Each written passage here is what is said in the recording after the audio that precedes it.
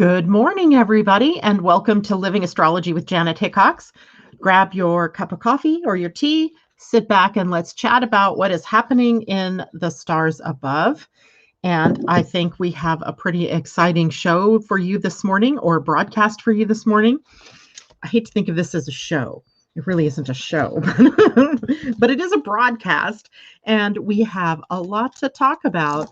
And I decided at the last minute yesterday afternoon that what we would do today is take a look at the chart of the United States of America as a solar return, since the 4th of July coming up on Sunday is the birthday of the USA. And like all of us on our birthdays, we have a chart that can be drawn up, and it gives us insight into what the major themes are going to be for the year. And the year being for a birthday from birthday to birthday. So July 4th, 2021 until July 3rd of 2022, with the new one beginning that very next day. So it's important to look at that, I think, because for each of us, because it gives us that ability to tap into what might be the challenges, what might be the things that we have to work with, what might be the opportunities that are coming to us, and how, shown by the planets and how they're all configured with one another, and how that applies to our birth chart can give us some really keen insight into how to live our lives authentically for the next year. So we're going to be doing that. I'll have my screen up with the chart of the USA so that you can follow along with me. And you'll have to take notes because, unfortunately, in this particular way of connecting, I don't have the ability to circle or type, or write in notes and things like that. At least not that I've figured out yet. I just don't see how that's possible here on my screen. So I'll try to circle it with my cursor, and then you can just take notes about what I'm saying if it's that important to you. If not, just sit back and enjoy. But first, we're going to take a look at what is going on today. So let me just say a quick good morning to Asa out there. Thank you so much for joining me and helping me at the back end of the broadcast. And for Pauline, good morning to you and anybody else checking in that I haven't quite seen yet. I'm glad to have you here with us this morning. So let's start with the day's moon. The moon today in the sign of Aries. It actually was in Aries beginning yesterday. Actually, maybe even the day before, June 30th. Yeah, it moved in late in the evening for most of you on the East Coast on June 30th. And then yesterday spent the day in Aries, and today we'll spend the day in Aries as well. So Aries being a sign of the new beginning, it's the first sign in the zodiac wheel. And as such, it is sort of the entry point or the entry portal to the entire zodiac. So when we're talking about Aries energy, we're really talking about that new beginning that's possible. But more than that, it's the ability to step out into the new without fear, with fearlessness, with courage, with boldness. And so when the moon moves through Aries, it reminds us that a new beginning is possible and that we need to be able to release ourselves from any of the past, anything from the old, and to be able to entertain starting something new. And indeed, that's exactly what we see happening even in the human design aspects here. So the two gates that the moon will be in today are the gate 51, which I believe it's already transitioning out of, and the gate 42. So it's interesting because the gate 51 is sort of a gate that provides us with a shock or provides us with some kind of push toward an awakening. And if you have it regularly in your chart, then you have that happening frequently throughout your life. For those of you who do not have it defined, now you have it defined, at least for a few hours of the day today. And that might mean that there are some subtle or maybe not so subtle awakening possibilities for you, ahas, epiphanies, awakening type things. In the process of that, sometimes it is a shock. But it doesn't have to be shocking. It could be something that is a good shock, like winning the lottery. Wouldn't that be awesome? Or doing something, having a plan and watching it all come together. Now, that takes me into the next gate that the moon will move in, because unbelievably or not, the gate that the moon moves into after the 51 is into the 42. Now, the 42 sits on the sacral center, moving down toward the root center. And it meets up with the gate of new beginnings, but the gate 42 is about the celebration at the ending of something. So it is where the person who has that gate defined is very good at coming in partway to something or through something and taking it to its completion. So sometimes you have people that, are like the manifestors. They're the breaking balls, right? They go out there and they initiate, they create an opening for the rest of us to come in. And then the rest of us, the generators, manifesting generators, we can take it to its ending, while the projectors are leading, guiding, managing, and the reflectors are showing us how good we're doing or not at that particular project that's coming to the ending. So it's an interesting day as we have those two different gates. And Aries energy is also the initiator energy as well, right? So it's the new beginning, it's the initiation, it's the boldly going forward. Now, besides the fact that we're in the gate 51 and the 42 with the moon today, we also have two pretty interesting aspects that the moon is making with planets. One is to a sextile with Mercury, which means that we have conversation ability. We have emotions, maybe even coloring a little bit about the things that we are passionate about or what we're finding ourselves talking about. And in fact, interesting more so is that in just a couple of days, July 7th, I believe it is, Mercury himself is going to move into the sign of Cancer, ruled by the moon. And so we have kind of a showing, if you will, of what some of the emotional energy might be for the next couple of weeks that Mercury is in the sign of Cancer. Now, Mercury is still in his shadow period, and don't me and Asa know it for sure. My computer behaved badly all week. I had to have HP try to help me fix what was wrong. Asa's electricity and internet went out. My internet was out intermittently earlier in the week and, of course, over the weekend. So it's been a crazy shadow of the Mercury retrograde. It is the retrograde, retro shade energy. So we're completing the process of Mercury moving through his entire retrograde stations. He's now moving forward. So he is eventually, by the 7th, going to be beyond the point at which he entered the retrograde zone way back in May. And so we'll be done. We'll be done. We'll be done. Yay. And it is often the wonkiest times, right? When we're in the pre-Mercury retrograde and then we're in the post-Mercury retrograde, that's where the things can get very wobbly. And I've experienced that completely over these last couple of days. I see more and more people joining us this morning. Let's go backwards a little bit. There's Asa, and good morning, Ingrid. It's nice to see you out there. Good morning, Mimi and Vanita. Great to see you. J-Lo, Grand Rising. Christine Buckingham, hello to you as well. Sunny Smiles, Sunshine. I don't know who that is, but welcome. And good morning to you. And Amanda J, hello. And Susan Bronlin, nice to see you. I'd love to know what part of the world you're in these days, since you seem to have been traveling around the country, at least for the last few months. And J-Lo says, I have my Chiron in 42. Interesting planet to be in conjunction there with the moon. So there may be some emotional energy around what is being completed or what has yet to be completed in your life, almost as if there's a wound around trying to complete things. And Susan, you are in Oregon. I would never have suspected that. Last time I heard, I thought you were in Alaska. So welcome back to this part of the Pacific Northwest. Hello, Ursula. Good to see you out there today too. Okay, so now let's talk about the second aspect that the moon is making today. And this one is a little more glitchy, scritchy, if you will, in that it is a square to Pluto.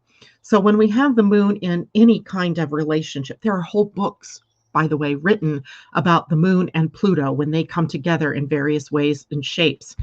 And this will be a square, the most challenging of aspects, besides the opposition, I suppose, or the conjunction that the moon can be in with the planet of transformation, Pluto. And it's going to be interesting when we transition over to the USA solar return chart, how we're going to see Pluto's major role in the solar return for this year. Mostly because the country, the nation, is undergoing a USA Pluto return, which, happens. People don't ever experience a Pluto return. Only countries or, systems, things that have a longer life can do, because it takes 248 years for Pluto to go completely around the chart from its starting point to its return to that point. So the USA is due for that. We're actually in it right now. The exact date is February 22nd, I believe, of 2022. But Pluto moves slowly. It's already sitting right at that Pluto return. It just hasn't come to the exact point yet. So we'll want to take a look at how that's playing out. And let's see. The square to Pluto, transformational energy that can also be quite emotional. I remember, or I want you to remember, that Pluto is a planet that takes us into the dark side. It takes us on a journey through the underworld. It takes us on a journey through what's in the underworld. So if what's in the underworld for you is fear, blocks, and limitation, Pluto is going to put the pressure on to transform that energy. So transforming our victim nature, transforming our big systems, our institutions, if we're looking at the outer world. And then wherever Pluto is in your own personal chart is also going to have some energy thrown its way on a day like today, where the moon is in a square to Pluto. So wherever your own natal Pluto is by house, because the whole of a generation has Pluto in the same sign. But wherever it is in your chart by house is where the major transformation has to happen in the chart or in your life. So if you have your own astrology chart in front of you, take a look. Where's that powerful Pluto? And then take a look today at the moon and how she is squaring up Pluto right now in Capricorn. And how does that play out maybe in your chart as well? I think on one hand, it's kind of the push that we get, the insistent push that we get to make changes. But along that way, during that push, we kind of bump up against the places where we have been in the dark, or where we have been in fear, or where we have subconscious patterns that are ruling our existence, or ruling our lives. Okay, that's not from you, Asa. Good. All right. So let's see who else has joined us here. Kathleen Mallory, good morning to you. Pauline Celia T-square, can you explain? We talked a lot about the T-square in our Monday broadcast, Pauline, so you might want to go back and re-listen to that. The T-square occurs when we have a planet that's the focal point of two other planets that are in opposition from one another. So let's see if I can give you a peek at a chart here. Yeah, we can look at this chart. It's not like it's a big ass secret. Let's go back to StreamYard, share. There we go. And a window and tab. There we go. So what you're looking at right now is the solar return chart for the USA. And so this won't make much sense in the context of that particular chart, but we can look here. What's happening now for all of us is the T-square that happens to be pointed at the planet Uranus. So here's Uranus right here in Taurus.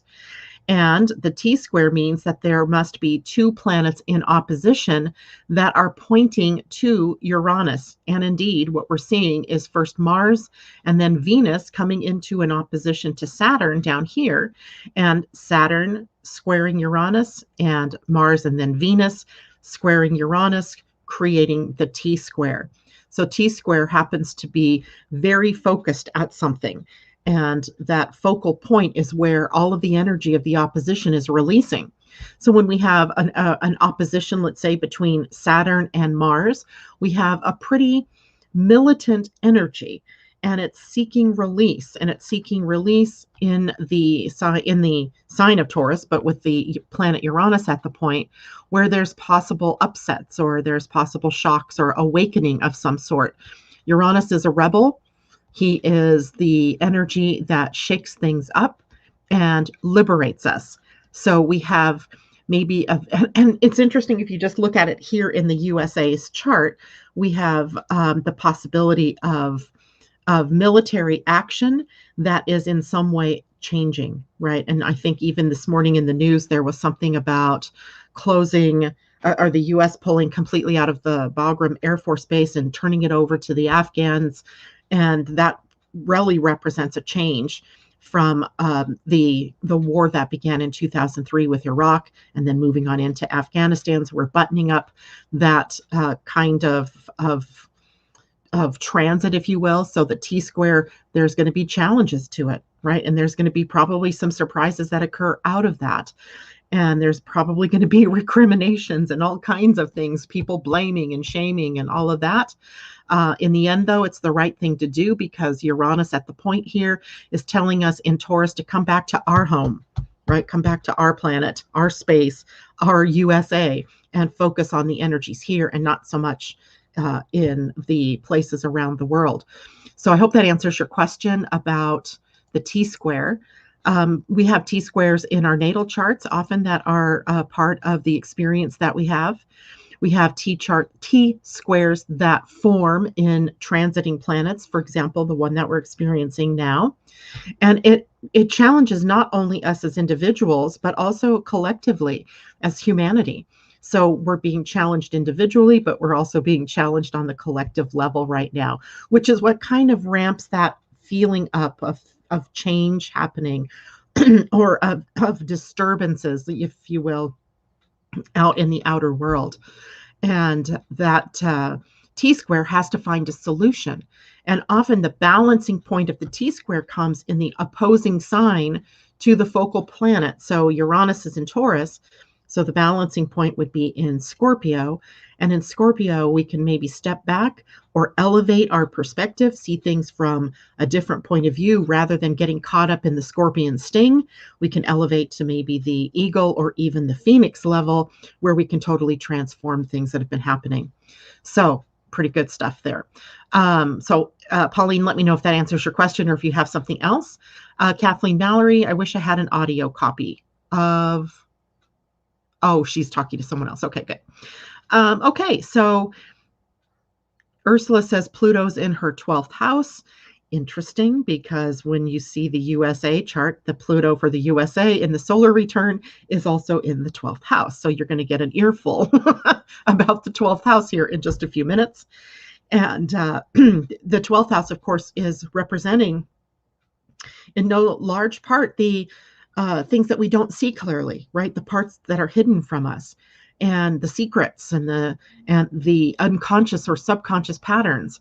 So the USA having to have a comeuppance, if you will, in looking at the shadows that are a part of our national consciousness. So lots of things lying there: race issues, financial issues, homelessness, police issues, political issues, huge in all of that. So lots of good things that we could talk about in the solar return of the USA this year. Good morning, Debbie. It's good to see you out there. Thank you. I was going to wear my little headband that had little hearts on it that are in USA flags, and I thought, oh, that's just a little too much for me even. So, all right. Let's see. Anybody else showing up here? That Amy D, good morning to you. Good to see you. So now let's finish talking about some other things, and then we'll go on to the solar return for the USA. Today in our Pleiadian-Earth energy, and it's kind of gotten into the back seat, hasn't it? There's been so many other things that I've wanted to share with you about human design, AstroDesign, blending astrology and human design and the gene keys. that we haven't talked much about the Pleiadian-Earth energy. Well, today was a good day for us to look at it because today's at 12 seeing. So 12 is the energy, the universal energy of understanding. So we're taking sort of a look backwards a bit and seeing what it is that we've come to understand in this spiral of consciousness, or in this particular week. And gosh, I even have to look back and tell you where that week began, because I don't remember off the top of my head right now. We began at one planting. All right, that's right. So one planting, what seeds were being planted? What were we sort of putting in the ground and readying for a harvest at some point in the future? And that's where we started, and that becomes the umbrella energy, or the overlighting energy, for the entire 12 days, 13 days, excuse me. So now, sitting at day 12, we're getting to look back at what we planted then, and how far have we come, and have we made some steps forward in the intention that was set then, or the seeds that were planted then. And then tomorrow, on the 3rd, Saturday, we come into the 13, the final day of this 13 round. And now we're in preparation for ascension. In fact, the 13 represents ascension energy, ascension to the next level of our evolution of consciousness, which is a 13-day process that goes on and on and on throughout the year. Now, 13 is the universal day that takes us into the womb, if you will. It brings us into more quiet energy, or intuitive energy, or taking a look at from the internal perspective at where we are, how far we've come, what we still need to do, and sort of just letting it all filter in, integrate. It's more quiet energy. And intuiting energy itself, the earth energy of the day, tells us that it is for us to be intuitive, for us to be looking at the future through the lens of intuition, not necessarily taking any steps yet, but kind of sensing the direction, which way are the winds blowing, if you will. Then on Sunday, imagine this, on the 4th of July, in the US anyway, it is going to be one evolving energy. Now, one, of course, is new beginnings. It gives us that push into something new, and gives us the pathway for initiation into whatever it is that's new. So that is going to be an overarching energy for 13 days. So that's the energy that we're always being drawn back to. So even though we're going through different expressions of the week, it is all under that umbrella of one evolving. Now, evolving is the tricky energy here. In Mayan astrology, this was Kaban, and Kaban was the representation of the earthquake, or something that shakes us up. It was often a time when there were government shakeups, or where there were things that happened in an unexpected way, had a sort of Uranus flair to it. And so we have evolving energy for 13 days as the overlighting energy. So do you think we might have some bumps and thumps? Oh yeah, I believe that that's entirely possible. But after all, it is evolving energy, and that is taking us into new territory where we have to be shaken up sometimes out of our stuckness, so that we can move in a new direction. So it provides us that energy to be able to change and evolve. Now, we might see that out in the outer world, but we also have in something that we'll be connected to in our personal lives that is of that nature, shaking us up or pushing us in that new direction. So that's our Pleiadian energy, at least through the weekend. The following week, of course, we'll go into 2, and then all the way through 8 planting, which will be on the next Sunday energy. So gives us an idea of perhaps the changes that are upon us as we start to look at the USA's solar return. Okay, going back, is there any questions here before we change tactics? Susan Bronlund, Pluto, first house. No wonder you're always moving around, right? Your Pluto is constantly putting you on a personal path of transformation. J-Lo, my sister's birthday is on the 4th. Also, she will be having an interesting day. Indeed, because she, like the USA, is going to be experiencing things in a in this shake-up sort of way for the entire year. Now, that doesn't mean it's a negative year at all. It's filled with potential, the potential to transform things that have been stuck for a long time, persistent issues, perhaps, challenges that have been persistent. So I think it is a potential good thing, depending on how they react or respond to that energy. Christine Buckingham's daughter is July 3rd, also as a part of that. It's very close to the 4th of July energy, so same sort of themes. And Corey, good morning to you. It's great to see you. Asa, my daughter's birthday is July 5th.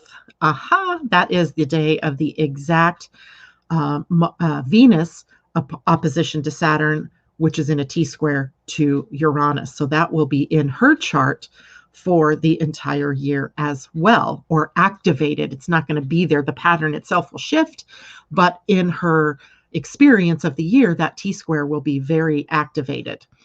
There we go. My niece is July 5th. You guys, we have a lot of Cancer people here. T-square. Pauline, I don't know what you mean by T-square, so tell me if that's something you needed as a question to complete the thought that we had about that. And all right, I don't see any other questions that I need to deal with, but let's go on, shall we? I really am excited to share this with you because it gives us insight. Now, I know some of you are not listening from the USA. And I apologize if this sounds very USA centric, but that's where I live. So, of course, with the 4th of July weekend upon us, it became very interesting to me to take a look at the chart of this particular country and what might we expect as we go into the next year. I'm always open to suggestions from people, though. If you live in a different country and you want us to take a look at something going on in your country or a person, we did Martin Luther King back in February. I've been meaning to do other people's charts as we've gone on to take a look. And I'm excited to do that kind of work because I think it really helps us define how astrology works, how we live astrology, right? How that happens. So you can always email me at janet@living-astrology.com. I'm going to put that in here in the chat, and you can send me your ideas for things that you want to hear about. Okay, so how can you find out about specific charts? Oh, great question, J-Lo. So she's asking, where can I find out information on specific charts? Well, if you go to Wiki, there is something called AstroWiki. I think you might have to do a search for AstroWiki, and then you can search it within that program for the charts that you want or the birth information for what you want. There are also plenty of places like Astro.com, and they often have the birth dates and birth information of people. I use them, and I also use AstroWiki. So it's Astro, ASTROWIKI.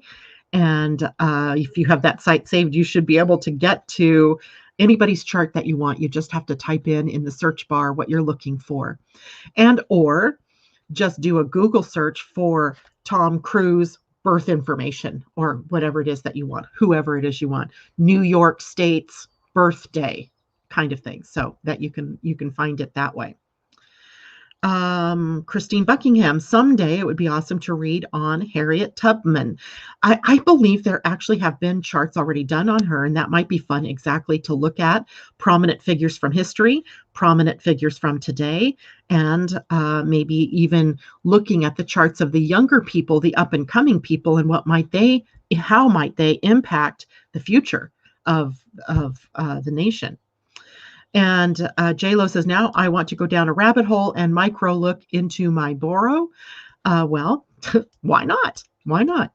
Pauline says, project feelings cause drama.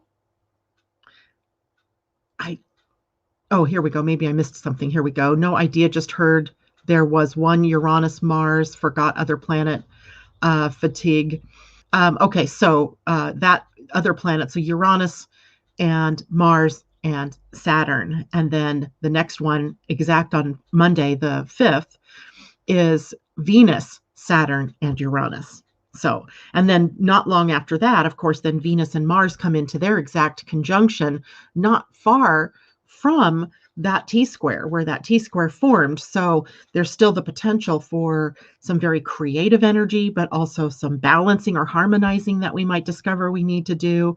So it's a pretty interesting aspect at this particular time, because we're in this process of releasing the effects of the pandemic. Well, not releasing the effects, but releasing the lockdowns and the various restrictions from the pandemic.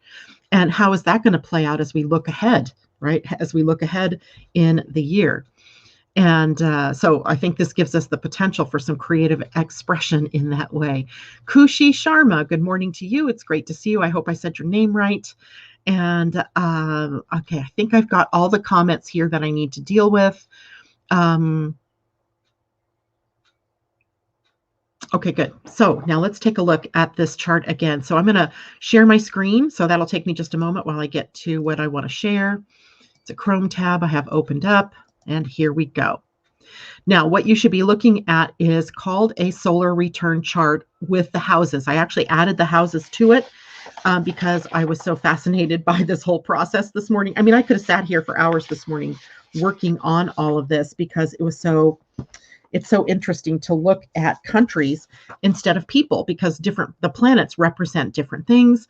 The houses represent a little bit different thing. As you can imagine, a country isn't necessarily going to get into a marriage of sorts like the actual marriage, but there's still that kind of relationship energy. A country isn't going to have issues around, or isn't going to have sex, but there may be the issues shown in the chart around the belief systems that affect sex in a chart. So it's looking at it with just a little bit different twist, if you will, about how those things play out. So again, I'm sorry that I can't draw on the chart. I don't do that very well anyway, so it doesn't really matter. But I'll try to use my cursor, which I'm hoping everybody can see. And I'm going to give you first the sun, because a solar return sun is the most important piece as we look at the year ahead. And we want to know what planets it's affecting, and we want to know what house it's in. And well, let's take a look at what this chart represents first. On the inner wheel here, first, this is called the USA Sibley chart. So the Sibley chart is based on the 4th of July, 1776 at 5:13 p.m. local mean time, which, if you remember, 1776, there wasn't daylight savings time. So it was whatever the mean time was in the area that they were in. This was in Philadelphia, Pennsylvania, where the Declaration of Independence was signed. So we use Philadelphia, July 4th, and I'm sorry you can't see it under the pins thing there, at 1776 at 5:13 p.m. And this is what most astrologers will use, the Sibley chart. There is another chart going that's out there as well, with a Sagittarius rising. No, this is the one with Sagittarius rising with the Scorpio rising, I believe, which I think is one where they've set the time of the signing at noon. And I've used the one that most astrologers are using. So when you're looking at this chart, in the inner wheel here is the planets and where they were at the time the person was born, or at the time the event occurred. So this is what, if the map, if we took a snapshot of the sky above, this is what it looked like for the USA on its birthday. We see then from the birth chart, the sun was in the sign of Cancer. We had Mercury in Cancer, Jupiter in Cancer, Venus was also in Cancer, the part of fortune in Cancer. So we have a very emotionally connected country, or a country that is emotionally engaged. We have not necessarily for the positive or the negative, just a lot of emotional energy here. We have the energy of protection and security, and the whole nurturing aspect of the sign of the sun in Cancer. Even on the Statue of Liberty is the saying, give us your tired, your poor, your yearning masses, your teeming masses yearning to be free.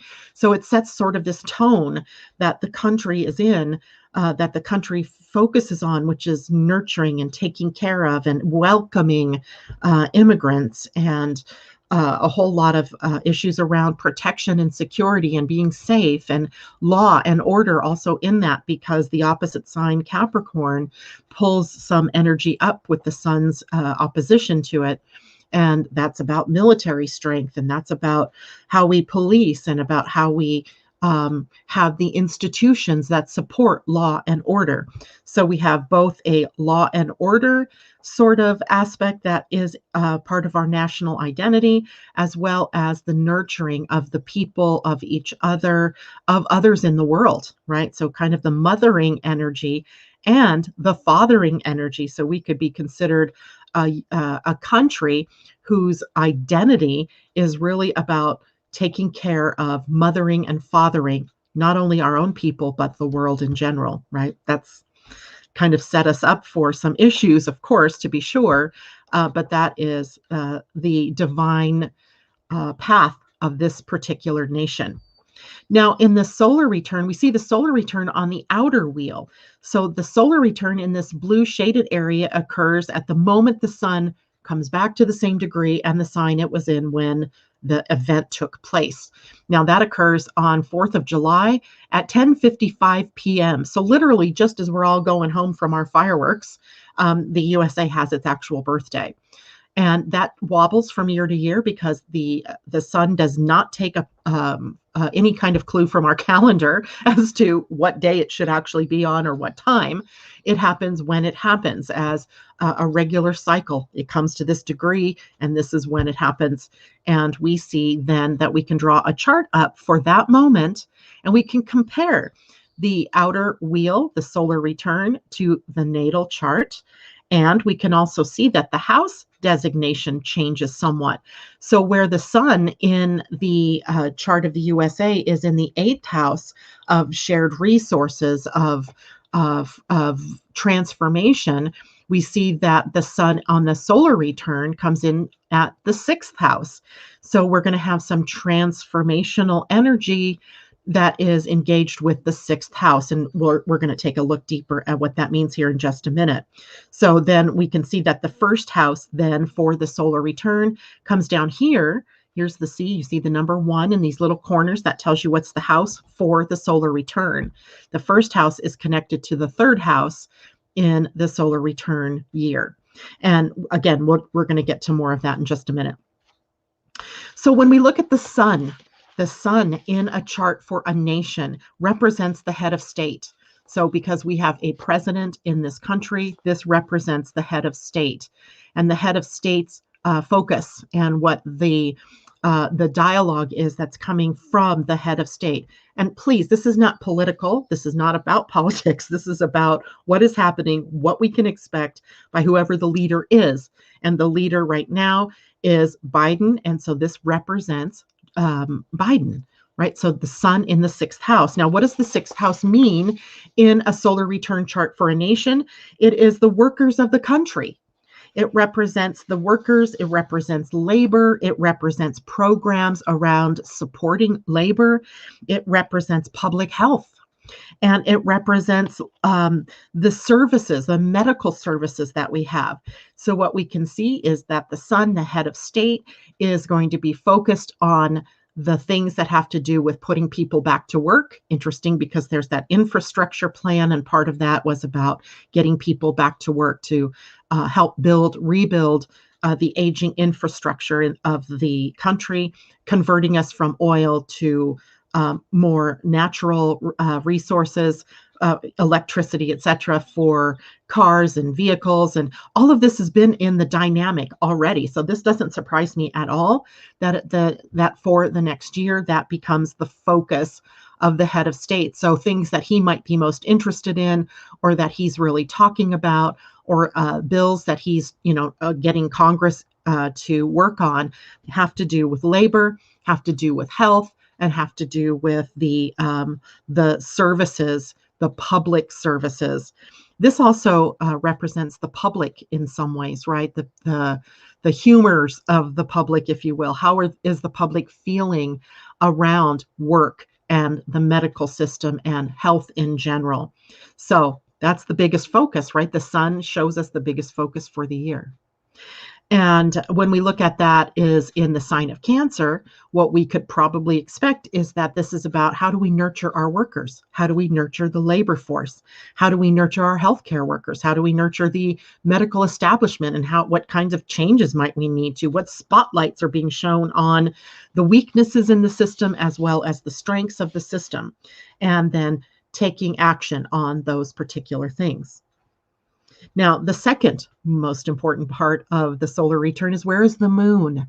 In the chart of a country, it is about what the people want. It's about how are the people feeling, public opinion, in other words. And that, of course, because it's the moon, can be changeable, as we know. But overall, the public's opinion this particular year is right here in Taurus.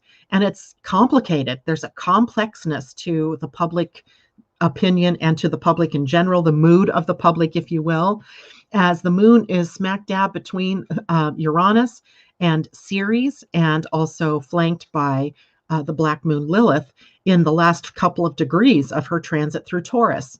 So when we're talking about the sign of Taurus, Taurus represents banking. It represents the economy. It represents money. It is also agriculture, the land, and how we work the land. And if you look at the fact this is the fourth house that the moon is in the solar return, the fourth house in the chart of a country represents real estate. It represents housing. It represents all of the things that we do have in our living conditions. How are people feeling about where they live? And that can be the prices of housing. It can be the price of land. It can be maybe potentially agriculture and what's happening with the food supply. And then when you put Ceres in here, she represents the food chain. She represents how we are creating either a sustainable or a non-sustainable agriculture or connection to the land. And the moon here in the middle next to Uranus, telling me that there's likely going to be some explosions, maybe some drops in the economy. Maybe it's pointing to inflation. Maybe it's pointing to another recession. I suspect it is actually pointing us to the need to balance the spending and the income, so taxes and taxation and the spending that we as individuals are a part of, but the public also interested in the economy and the feeling around that economy. And then as well, the biggest maybe issue in the economy might be housing, homelessness, prices, costs of buying a home or costs of rentals, or the ability to have enough housing to get everybody who wants a home into a home. So that seems to be a big theme that will be passing on through the year. And with Uranus in that mix, it's sure to be volatile, and it's sure to be filled with unexpected things, unexpected in a good way maybe, but also unexpected in a way that might not be so positive. So we'll have to watch that. The planet Uranus here in the chart of a country represents technology. It represents the outer space programs that we have. Interesting, because Uranus in a sign like Taurus, terra firma, right? Earth. But here we are looking at the planet Mars, and how do we want to perhaps populate that planet, terraform that planet. And interesting too, because Uranus is in a square to Mars during this particular solar return, because that is activated for everybody at the moment, certainly activated in the nation. So we're finding that our search for finding other planets are wanting to civilize Mars, or in some way populate it in the future, are big things that are innovative technologies are being pointed at in the moment. But this is a planet that also rules the unruly events that might happen in the nation. So is that demonstrations? Is that certain people that create havoc or chaos? But you can bet there's going to be some of that as well. That could be meaning lots of different things, from different groups to different individuals, to the public in general. Because of the nation's moon being so close to Uranus, it could be the public that finally gets up on their high horse and demands change or demands something to be done. And lastly, Uranus here also represents wild weather and the wild changes, let's form it that way, in the nation. So expect probably volatility in the planets, or in the weather in the USA. Maybe where we expect hurricanes, we don't get them, or where we expect heat, we get more heat. We've had that here in the Pacific Northwest and on the West Coast. The whole thing is about drought. And while we're drought, the East is in water. So we have these wild things, changes and upsets to the normal patterns. And that is also activated for the entire year. So as we look ahead, this is summer, that's going to extend into the fall, the winter, and the spring, and initially the beginning of summer of next year as well. And it's going to move on beyond that as well, because Uranus will still be in Taurus all through the next couple of years. So I would expect weather anomalies and weather issues probably for the next 3 to 5 years for here in the USA. Now, let's just next go to Venus and Mars. They are up here in a very close, they're in a conjunction. They're about 5 degrees apart during the solar return, both in the sign of Leo. Let's deal with Venus first. Venus in the chart of a nation rules the arts, entertainment, younger women, and the financial spending of the nation. Venus, remember, rules money. And in the 7th house of the solar return chart, this is about foreign relations and the money that we may spend on other nations, or what we don't spend on other nations. It can represent war and peace. She can be very much about how we, in the 7th house, this can be how we deal with our enemies, how we deal with our friends, and the agreements that we make internationally and even between states. So the 7th house of relationships with Venus here, really talking about how it is that the younger women, it gives a voice, I think, to younger women in this year.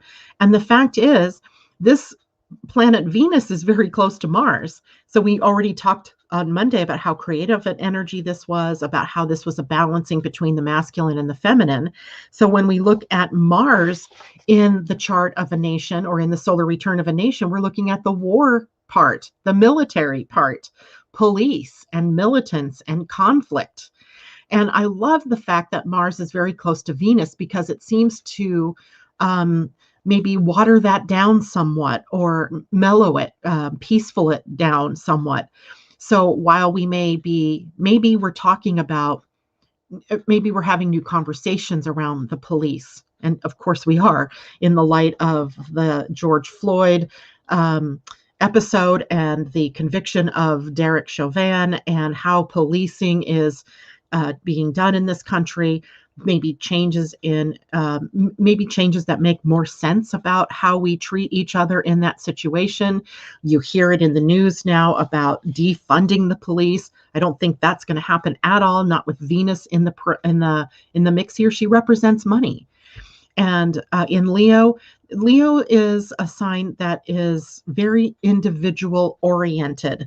And I think that what we'll see are maybe new opportunities for conversations, probably more at the local or community or state level, about how the police and the communities work together, right? The energy of crime itself is a Pluto thing. And so that's going to be part of the national conversation, I think, for a very long time. But it's interesting to note that the USA, as a nation whose birth was also involving law and order, has probably taken that to the nth degree. As we look around the world, there are more people incarcerated in this country than in any other country per capita, so by the percentages, than any other nation in the world. That, I think, is disturbing and points to something that we need to have a national conversation with or about. And I see it here in this chart. So while even though, Mars is sometimes that militant energy and that military advancing energy, he's kind of muted a bit by Venus, but I'm a little concerned because of the T-square that is involved here with a point at Uranus where things can flash over in a moment, and where there's the opposition to Saturn, and Mars opposing Saturn is sometimes open conflict, divergence of opinions on how things should work, and that is activated for the entire year. So I'm thinking that there may be some form of conflicts. I'm being very careful here because I don't want it to sound like that's a major problem, but the T-square challenges us to rise above what the problems are. And the problems are in the police force. The problems are in how we intervene in other countries and how we deal with terrorism on the home front and what have you. So that continues to be a theme. And I think there might be some surprising options on how we can find solutions, but there can also be some more dramatic, remember, Leo, trauma dramas, and that might continue through the year. Let's see, next order of things, let's go to Jupiter in the solar return chart. And we see Jupiter down here, very close to a conjunction with the ascendant, but an out of sign conjunction. Jupiter will be at 1 degree, 51 minutes, something like that, of Pisces in retrograde and in the second house of money. Now, the second house in the chart of a nation really deals with money, and as in personal charts, so it's kind of the same, but it also represents the economy and the ability of the economy to perform in an equitable and an equitable distribution of resources. So with the second house of Jupiter has, two things going on. One is the tendency for us to overbuy, overspend, and to use credit in a way that causes deficits. So if you look at what our deficit is right now, it's like in the trillions of dollars. And that's not good for the economy in the bigger picture. And it might be a result of this Jupiter tendency to, what does it do? Overexpand. It overdoes. It overspends. Anything you can put the word over in front of, you can apply to Jupiter. And then Jupiter in retrograde. So a planet in retrograde taking us to previous expressions of its energy. And so I just see that there's this big push for us to maybe do things in a different way. But with Jupiter retrograde, it's like we're still hitting our heads up against the wall. We keep going back to the same way we've always done things. And I really feel like this is where corporate America is the root of the problem, right? That corporate America doesn't pay their fair share of taxes.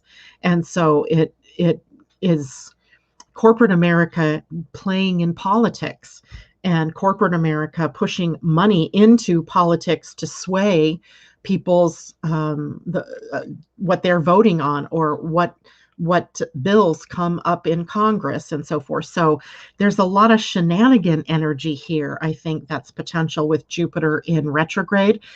And in Pisces, this is an energy that's going to prolong because it's going to be activated from now until next July 4th. But also next year, we have Jupiter transiting through Pisces. And Pisces is a water sign, so it's about flow. And this is also, by the way, Jupiter in a USA chart or in any country's chart represents our spiritual leaders, the clergy, or the people that we look to for hope and for optimism and for sustenance through difficult times. It also represents the high courts of the land.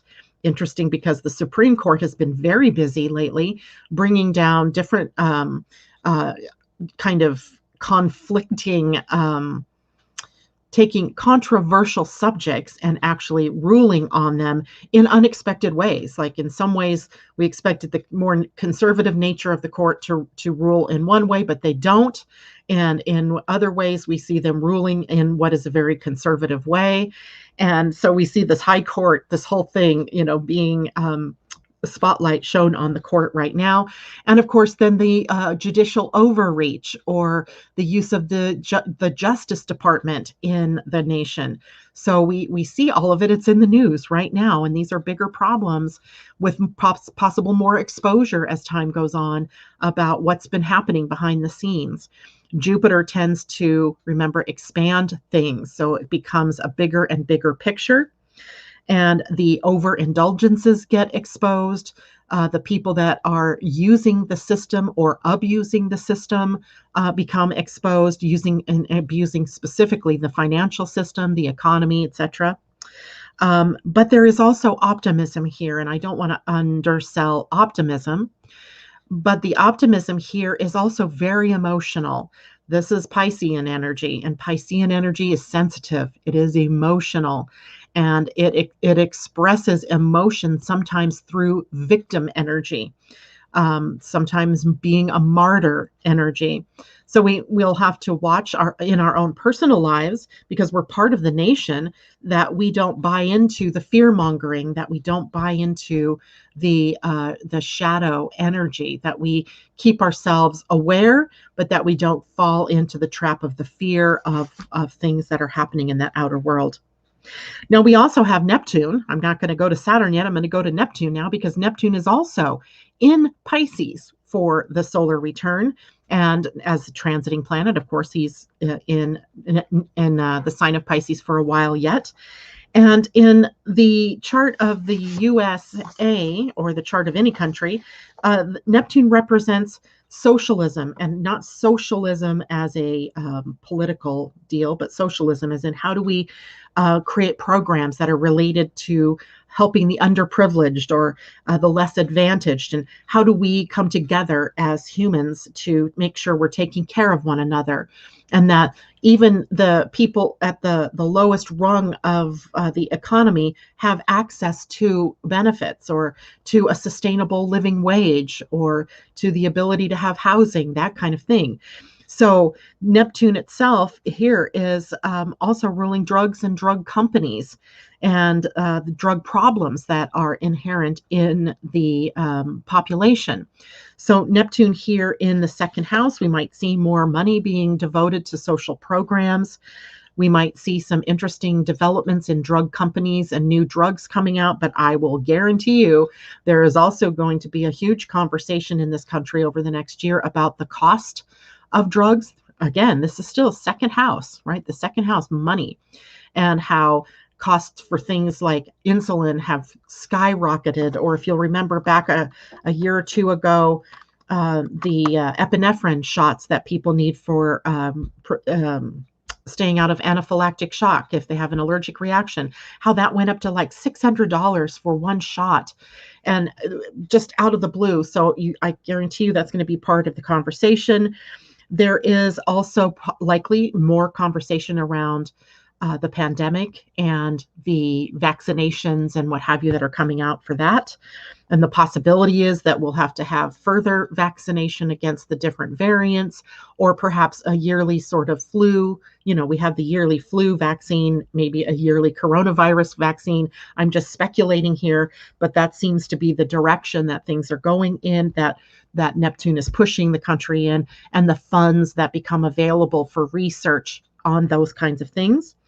But Neptune also gives us blurred vision. We don't see clearly. We're not seeing the financial impacts clearly, or we're putting off the impact. We're borrowing against our future is basically how that looks. And that has to, at some point, we're going to have to pay the piper here. But it's a blurred area right now about how that will happen. How will that take place? How are we going to drive down that deficit that was created with all of the stimulus money, etc.? So there's a lot going on in the second house, in the money, the banking, the finances, the budgeting, the economy of the USA for this year. As well, Neptune represents oil. And I think there's also a distinct necessity for this nation to look at our dependence on oil and releasing our dependence on it. This can also drive, because it's a money house, the prices of oil up further, may even do the opposite and bring it down at some point. We'll have to take a look and see approach on that one. But a very empowered second house or economy in this year, with the problems, seeking new solutions, etc., to those problems. Now I'm going to go to Saturn. Now, Saturn in the nation's chart represents the area that we have to work on in terms of our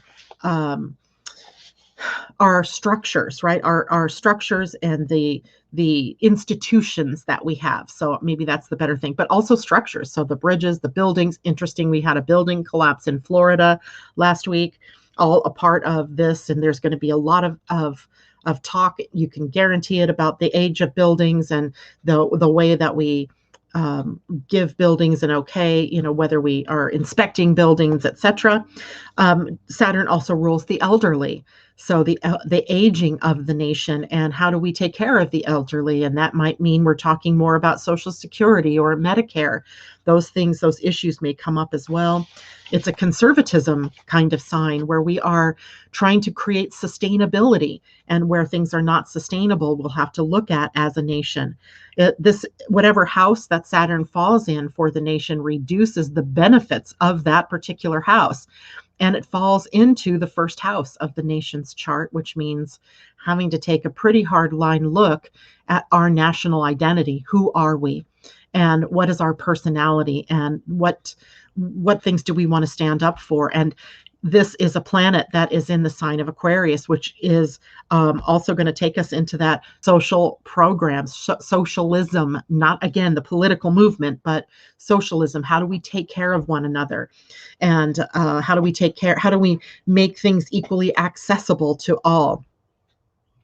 And finally, let's take a look at Pluto in the chart. And Pluto is over here in Capricorn. And you can see on the solar return, the nation's Pluto is at 27 degrees, 33 minutes. And the solar return, Pluto is at 25 degrees. I can't tell if that's 52 or 32, but something like that. And that means we're in the bullet burn of this Pluto return. So for all intents and purposes, we're already living it out. And in a chart of a nation, Pluto represents the nation's shadows, right? The shadows that the nation holds, the things that we don't want to look at, the things that we push back. And right now that seems to be a lot around race, a lot about equal distribution of resources, all of the political rancor that's occurring, that kind of thing seems to be in the nation's shadows. This also represents power, and nuclear power specifically as well. So how are we empowered? This is in the 12th house of the solar return. So in the 12th house, it rules prisons, it rules criminals, it rules spies, the secret things that are happening, all the cyber warfare type things that have been going on, cyber attacks, ransomware attacks, etc. So crime and criminals. And in a bigger look at this, it's what covers up our divineness, what covers up our divine path, where we get lost in fear, where we get limited, where we, imprison ourselves. So as a nation, right, this also represents the subconscious fears, the subconscious patterns that are running the show, that are involved with sabotage or limitation in some way. So Pluto here in the 12th house is likely going to create some issues for the USA as we come upon the shadows that we have been holding.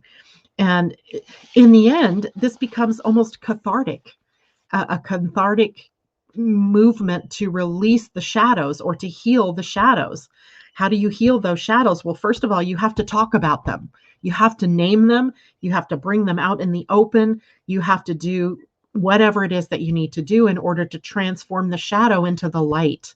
And so I feel like the USA is still on a pathway of dredging up the shadows, the things that we don't see clearly, like who are the puppets behind the screen, right? What is that? who's the puppet master, right? Who's back there? What are the manipulations that are happening? What are the things what are the reasons for some of the big secrets, even around UFOs, right? That report came out. I was expecting big things from it, and it literally said nothing new that we know, other than the USA saying, yeah, well, there are these things, we don't know what they are, but we know they're not aliens. Really? Come on. So it was like the report that was not a report. So I would expect there will be more about that, as that is a 12th house issue and also a Pluto issue. So interesting stuff. All right, I know we're after the hour here. Let me stop sharing this and take a look back at StreamYard. How's everybody doing here? I know that was a lot of information, and I'm hoping at some point maybe I can get this transcript of the show and put it in writing for you. So that you can actually see what the planets mean, and you can, take a look at the chart again. I just know it was a ton of stuff, right? So I'm okay if you're confused, but that helps us to open up a conversation, because even though this is a solar return, it happens in a snapshot of a moment. It's enacting themes that will happen for the entire year. So we have a lot of things that we could talk about over the course of the year. Sarah, I feel like I'm on the verge of changing my profession after 9 years. I think that will be the most fascinating thing for you. And let's see, other people, they overruled in favor of Penn East fracking pipeline to confiscate paid for preserved park and farmland by use of eminent domain. See, there's a lot of stuff like that the people, I can't imagine that the people are okay with that. So there's got to be some balance to all of this. And those are some of the conversations I think that we can have on as we go through this particular year. All right, everybody. So I know that was a lot. Again, I'm open to your questions. I'll try to get something in writing for you to make it easier for you to connect to this material once more. Mimi says, thank you so much for this read on the USA. Much makes sense as I remain optimistic in the long run. I think there's a lot to be optimistic about, even though in the short term, we may have some issues popping up. And short term, I'm meaning the next probably 2 to 3 years. But, the one thing I can say about this country and its people is the moon of the nation is in Aquarius. We rise to the occasion, whatever it is. And we have certainly the capability of applying unique and innovative techniques or solutions or technology to solve our problems. The only thing that we lack at the moment is the will to do it. So that's what we have. We have no shortage of brilliance, no shortage of genius, no shortage of the ability to show the world how forward thinking that we are. The problem is sometimes we get caught up. Aquarius is still a fixed sign. We get caught up in the way things are. We get in our comfort zone. We have to have the will to jump outside of the comfort zone and address the issues that are before us. If we can do that, we'll be back better than ever. And I totally expect that that's going to happen. So that's it for me today. I will not be with you on Monday. Monday is a holiday here. So the next day you and I will be together on air. We'll be on Wednesday, July 7th. And I know I'm not normally on Wednesdays, but I'll want to come on Wednesday since I wasn't here on Monday. And certainly looking forward to seeing you all then. Take care. Have a blessed holiday weekend for those of us in the USA. Everybody else, take care. And thank you so much for tuning in today. Bye for now.